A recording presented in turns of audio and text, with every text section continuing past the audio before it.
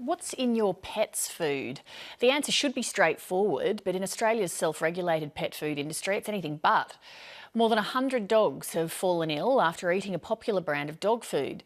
Tonight, a former industry insider speaks out, and you might be shocked by how sloppy some of the practices in the pet food business are. This report by Angelique Donnellan and producer Andy Burns.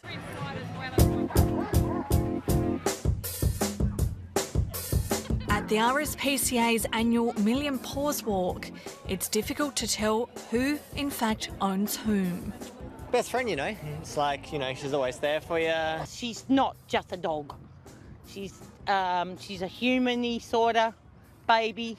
These owners want the best for their pets and have been horrified that Advanced Dermacare dry dog food has been implicated in the death and illness of many dogs.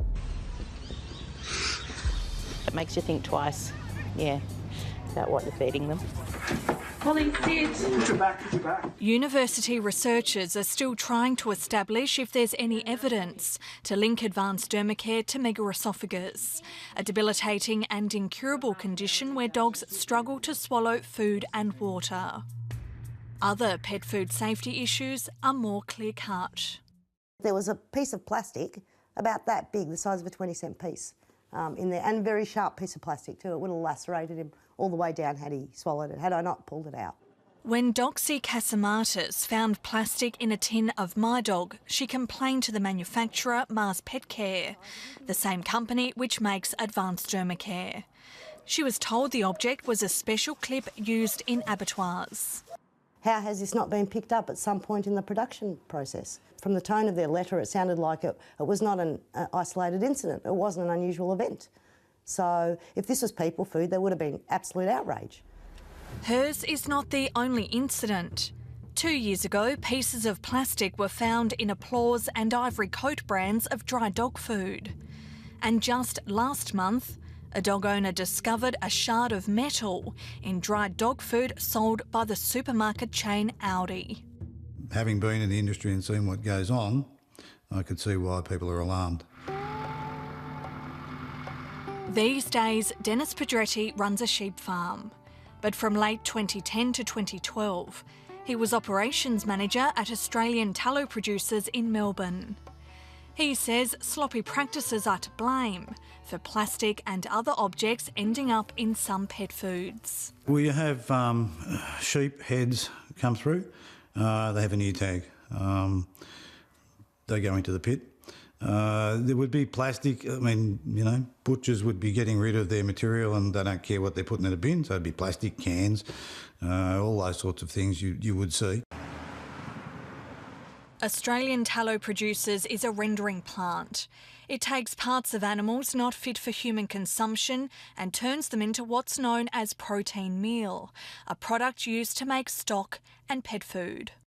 A roller door goes up, truck backs up, tips it in, and tons of offal fall into the pit, goes through an auger, goes through a mincer, so it's ground up and crushed up, and then goes through to the cooking process. So the ear tags with the heat effectively melt, and then when it's going through the drying process, effectively become a pinhead.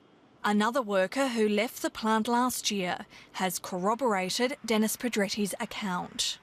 It's probably the dollar that takes over, and it's more necessary to push it out and make more money than really who gives a stuff about your dog at the end of the day. Australian Tallow Producers is well known amongst locals in the Melbourne suburb of Brooklyn for the foul smell of its operations. It's been forced by the courts to pay more than $200,000 for air pollution offences. The company wouldn't reveal which pet food companies it supplies, but Dennis says he saw a massive amount of protein meal being made. The quantity was going out is in containers, so they're 20-tonne containers.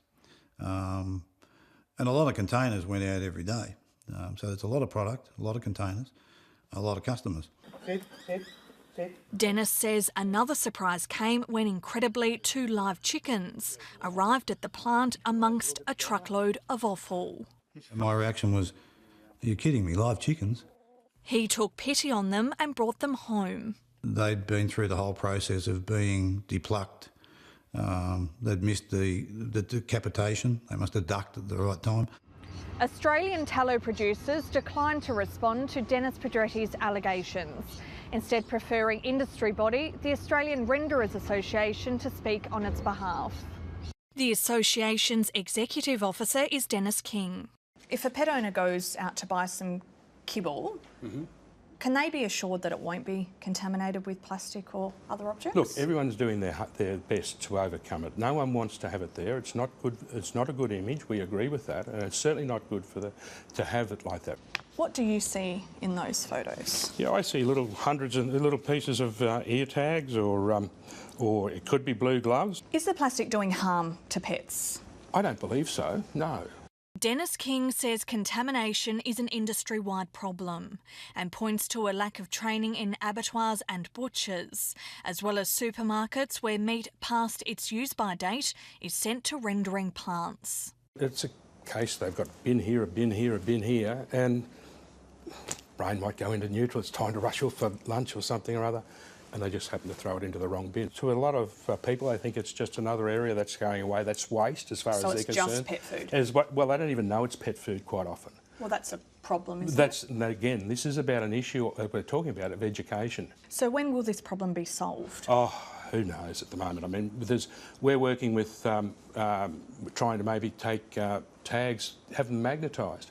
And then it's much easier to get plastic picked up if we can use magnets. The industry itself can only be trusted when it's subjected to the same standards that other foods are subjected to.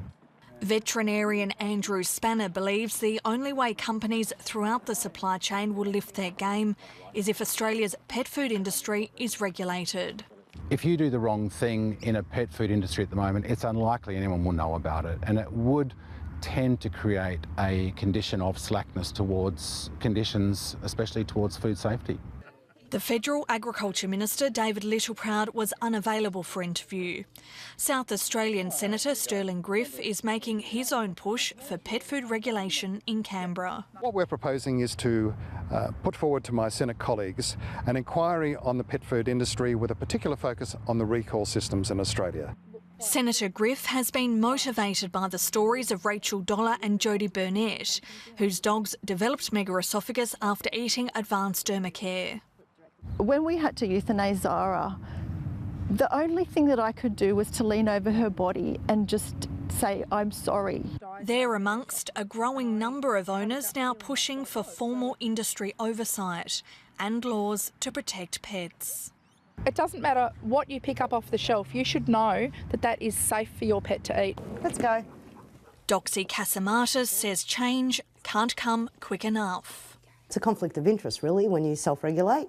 I'm sure they're interested in making money and having their product on the shelves, and I just don't think that you can police your own mistakes in that way.